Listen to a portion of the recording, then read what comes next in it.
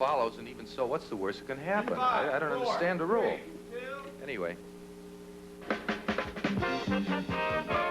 Tonight, almost live and nearly from Hollywood, it's America Tonight. 30 minutes of big-time TV on the UBS network, broadcasting from the heart of the Quad City area of Alta Coma, Alta and the city of merchandise, with Mirth Gimble, Barth's surprise sister, with yet another boring story about Howard Hughes, and special guest Melissa Manchester, who will probably be plugging something, I don't know, with the music of Happy Kind and the Mirth Makers. And me, I'm Jerry Hubbard. Hi, everybody. And now here's your host, my Mr. Martin Mull.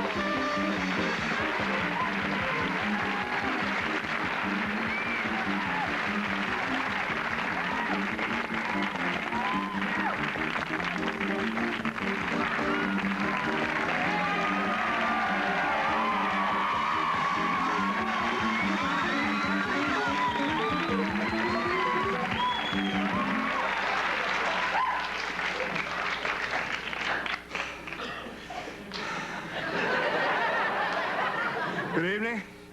Welcome again to America Tonight. I'm Barth Gimble. Blah, blah, blah, blah, blah, blah, blah. Okay. All right. I have suppressed my anger long enough. I did it for the good of the show, but that's the way you get ulcers. I'm sorry. Who parked in my space? I'm not talking to you, ladies and gentlemen. Not you people in the audience. In fact, I'm sorry you even have to hear about this, but someone who works here on the staff parked in my space, okay? And I would like very much for that person or persons, if you're pooling it, to move your vehicle out of my space. Because I had no place to park my mobile home, and it's sitting in front of the loading dock, which is a long way from the artist entrance, believe me, and an even longer way from the artist's self-image. It's also why I almost wasn't here for the start of my own damn show. Now, who's in my space? Hey, Bart, man, I'm sorry. I was bringing my accordion back from the tuners, and I needed to park close. I'll go move it. Frankie. Okay, you move it. Good idea. Thank you. Hey, man, I don't know that you got two spaces. Okay. You see, I said to the UBS people in the first place, this is months ago, that I think the American public is ready for a talk show without a band. And I didn't mean to I don't mean to condemn the whole band. Happy you guys do a red ribbon job most of the time. But here's a man who has made the decision to spend 8 hours a day with a keyboard instrument strapped to his body, and he takes up one of the two spaces I have. And I should mention, all right, two spaces, okay, that's because I have a mobile home, which just happens to require a little bit more space than some accordionist's Datsun.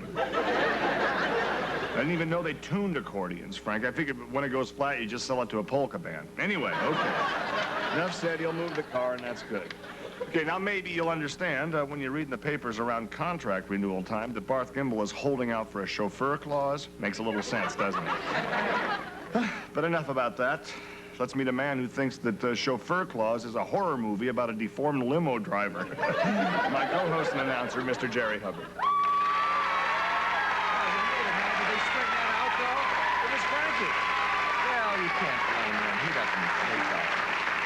I've got my name on the little stones up there. Barth in one, Gimble in the other. If they're not going to read no parking, they're not going to read Barth Gimble either. What you ought to do is do what I do. Take the bus over here. You get out, no hassles. I'll sit out there, you know, when they have the side seat and I can put my feet right up on it, and I go like this the whole way. You know, and they'll open up the window and it blows in on me. It's really nice. And you just sort of relax your mind that way? That's right, yes. You can do that in about a block, can't you, Jerry? Yeah. My first guest tonight is a very special guest, actually. I think you may even said I wasn't here for the beginning. Did you say she's here or not? I was out trying to park my... Well, at any rate... I think I announced everyone who's on the show, I think. Good. You're a good man that way, Jerry. She's almost like family to me because she's, well, as you probably said, she's my sister. It's true that in recent years we haven't been, you know, that close, and I'm not saying it's her fault. but she did choose to stay in Miami when the rest of us went to Fernwood while my brother was dying on the prongs of a plastic Christmas tree, and my father and his dog were getting hopelessly senile and messy, and you were going to jail. oh, whatever, Jerry, it doesn't matter. Anyway, she's here in California. It's probably only a temporary thing because, let's face it, California has plenty of everything except work, okay? Anyway, she suggested if I had her on the show, we could forget our petty little differences after this appearance. We'll be all square on those things. So please welcome my sister, Mirth Gimble.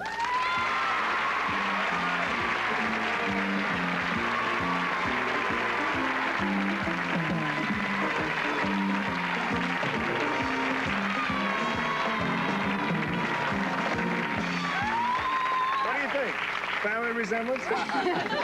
We look just alike. You're the prettiest. You always said you were the prettiest. Have a seat. My couch is your couch. It's like home, isn't it? Yeah. You're kidding. Is this what you bought with my money? Well, I knew you'd be proud, Mirth. So how are things? Unemployment checks still coming in? Well, for the time being, but I'm hoping I won't need it for long. I had a very interesting conversation this afternoon with General Ungerwitter. Well, he's the president of UBS Network. That's right. Where did you run into him? In the parking lot. Wow. Oh, but it was his fault, and he was very apologetic. You ran into... Yeah, well, he offered to do anything he could to help me get established out here. Oh, and by the way, he said to say hello to Mr. Gimble. Ah. That sort of shows you where that relationship's at, huh? When the guy, the president of the company, calls me Mr. Mr. Gimble. Well, actually, he said he could never remember your first name.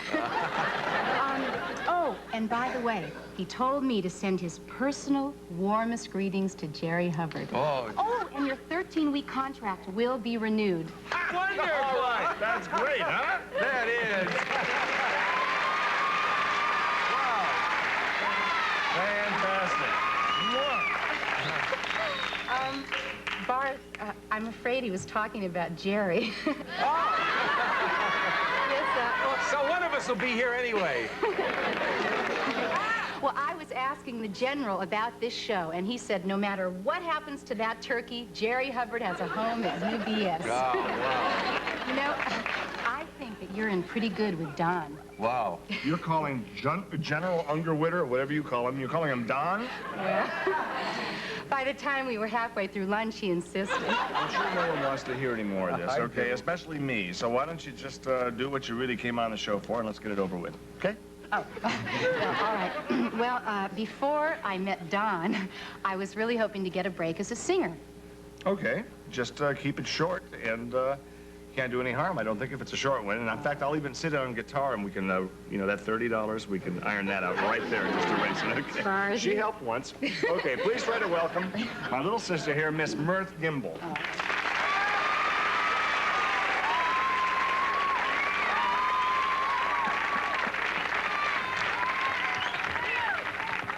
Love, you've gone from me and left behind so many memories. Yeah, yeah, yeah, yeah. Come on, clap your hands. Here is my old friendship ring. I can't wear it anymore. Here is some old love letters. I can't stand to read them anymore. Love, you got from me and left behind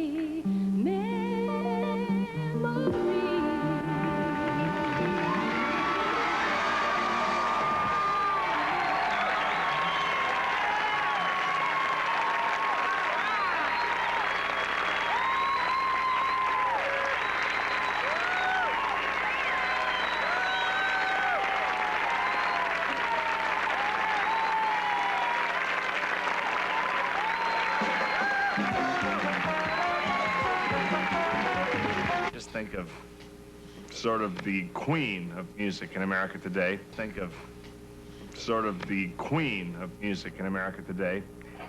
Please give a very, very warm welcome to Ella Fitzgerald. No, quite seriously, please welcome the lady who knows the difference between this and Ella Fitzgerald, a wonderful, wonderful person, a great singer, Melissa Manchester.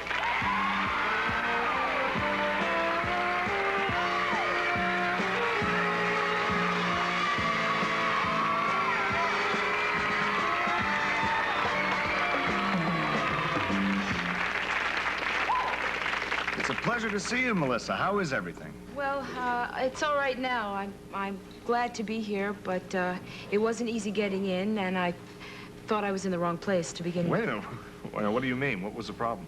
Well, it's nothing. It's no big deal, and it's over. So let me have your first question, and we'll get on Well, with we it. still haven't heard your first answer. I want to know what's wrong here. Anytime a big star comes on this show, we want to hear, you know, what the problems are. And the audience certainly wants to hear all the gory details. That's the kind of people they are.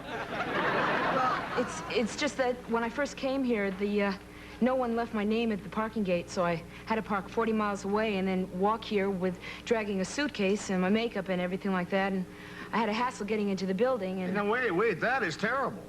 I can't believe that. We don't treat people like that. well, it's over now. I mean, I was steamed at first, you know, but it's okay. Someone was supposed to meet Melissa. Yeah. When you came in here, now, was it Gary Guernsey? I don't know who was on. It's Is really Gary over. here? It's over. It's okay. Gary? It's over. Oh, wait a minute. I like it. Is Gary Guernsey here? Here, Gary? Gary, what happened? Well, I was told to distribute the show rundowns to the crew. And that's worth $35 a week. What is this? What? You're fired. Oh, no. Wait a second. No, don't do that. I'm sorry. It's a matter of principle, Gary. Adios, amigo. Come on, Gary, be a sport. 86 yourself. You're embarrassing Barth. No, give him another chance. I feel No, we're trying to make you feel comfortable Oh, now. no, but You're putting Barth on the spot. There he goes. That gopher was supposed to meet you, and that is what gophers are for.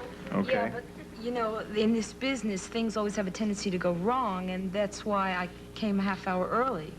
A half hour early? Yeah, I always do that. Well, wait a minute. Uno momento here. Point of order. If you came a half hour early, how was Gary supposed to know that you were out there? Why didn't you say something? Well, I tried to, but nobody would listen. Well, we may have done a great injustice to one of the nicest guys I've ever met in my life, Gary Guernsey. Jerry, why don't you go see if you can catch him? Yeah, right. Let me see. Did he leave yet? Listen, I'm sure everything's going to be fine. What should we do? You know what I was doing earlier? I was playing music with her, and I would give my right arm to play guitar with you and sing with you. Could I do that? All right. Okay. UBS, we're the best. Remember, we put you before the BS. Tomorrow night on UBS, The Adventures of Beaver Herb. Yes, warm family drama with Beaver Herb, who lives outside and sleeps with the beasts of nature. In tomorrow's episode, Beaver Herb leads his band of beavers to Oregon, where they eat Bad Phil's log cabin. Beaver Herb, one of your good buddies on UBS. UBS.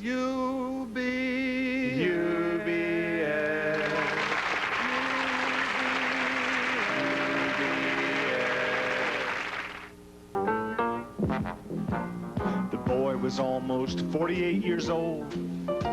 All he'd ever gone to bed with was a cold. And he said to his mama, "Mama, I'm afraid it's true. The only woman that could love me is you." Take it. The girl could almost drink her age in beer. A couple of cases, give or take a year. And she worked at the hospital, Hey, lots of people do. and that's where they fell in love. Oh, God, I wish that was true. But they never met. Not even briefly. I know what you thought. You thought that they might. Now, what was the problem? The problem was chiefly she worked the day shift and he worked the night. They never met, not even informally. I know you thought things like this worked out right. Well, no, they never met, not even abnormally. She worked the day shift and he worked the night. And now the boy is almost 59. You ask him, how's it going, Frank? And he says, fine. And what's become of Mama? He says, well, Mama's in a better place. And he points his finger right straight out in space. The girl is finally chief admitting nurse. Considering what she had for brains, it could be worse. She could have been the victim of the dreaded Asian flu. She could have had to live with you know who. But they never met, not even briefly. I know what you thought. You thought that they might. Now what was the problem? The problem was chiefly she worked the day shift and he worked the night.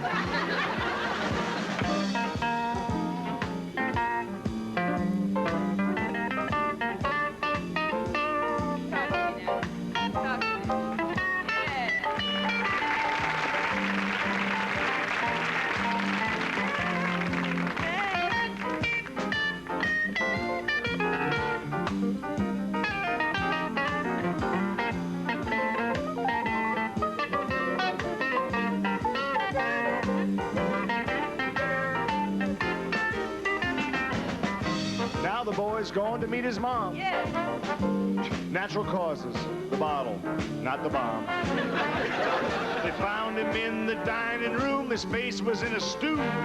They dressed him in a suit of shiny blue. In that same year, the girl gave up the ghost. The minister said she'd be missed the most. Her patients cried a tear recalling how she signed the cast. The nurse said she found the man at last. But they never met, not even briefly. I know what you thought. You thought that they might. Now what was the problem? The problem was chiefly she worked the day shift and he worked the night.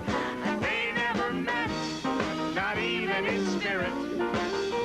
I know you thought things like this work out right. Well, no, no, she went to heaven. Heaven, heaven, heaven bound. Yeah. Holy cow. And he's nowhere near it. Mm-hmm. Uh-huh. She works the day shift and he works the night.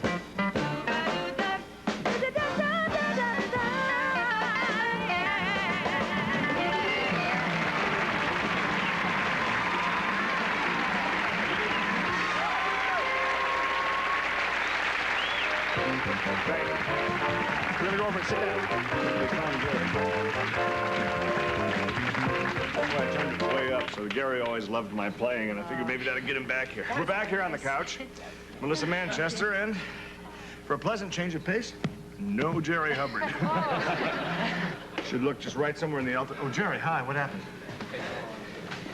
I chased Gary out to the mall, way down at the end of the mall, and I lost sight of him. Pretty soon there's a crowd. I noticed a commotion up at the bank, and suddenly I heard a gunshot.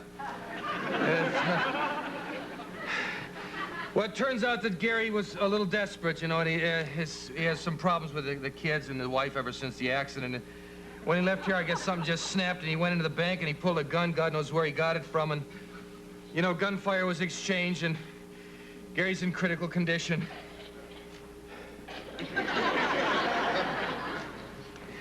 But, c'est la vie, I guess the show will go on.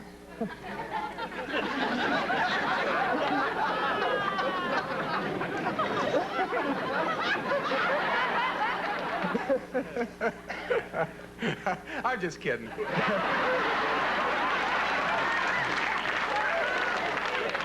I just thought I'd lighten up the atmosphere. You two are bringing everything down with all this sparring stuff. Jerry, you're talking about human lives. It's nothing to kid about. I'm sorry. For crying out loud, Gary is a friend of mine, all right? Mm-hmm. I love those guys. I love all the gophers and the couriers. Well, I know that. That's why I found Gary. Everything's okay. Thank and God. I know how you cared for him. So I've invited them all to appear on the show, and I promised we'd pay them all. Come on over, fellas, and sit down. We'll be right back after these words.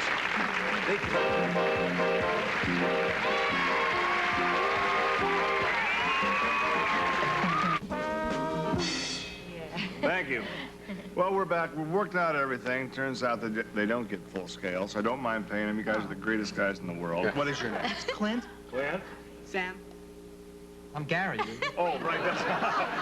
Thanks for finding Gary. That's it. Right. It's been a very emotional evening for me, so I'm going to just say so long. Tonight, some members of our studio audience will receive the following. Classic curves and dittos at Feel the Fit Company. Pants to make every woman feel beautiful in sizes 3 to 13 and 8 to 18. And Lillian Vernon's catwalk gift certificate. Jewelry, gifts, decor, personalized items, and things from practical to whimsical. I prefer whimsical. Furnished by Lillian Vernon. And slip your face into something comfortable. Face Quencher by Chapstick. Moisturizing makeup, blusher, and powder. Tonight at 11 on Monty Python, a quiet romantic evening turns into total havoc for a young couple about to declare their love. And next, Mod Squad. Heather MacRae as Mirth Gimble, Alan Solomon as Gary the Gopher, Jesse Aragon and Steve Reich as the other Gophers, and a special guest appearance by Melissa Manchester.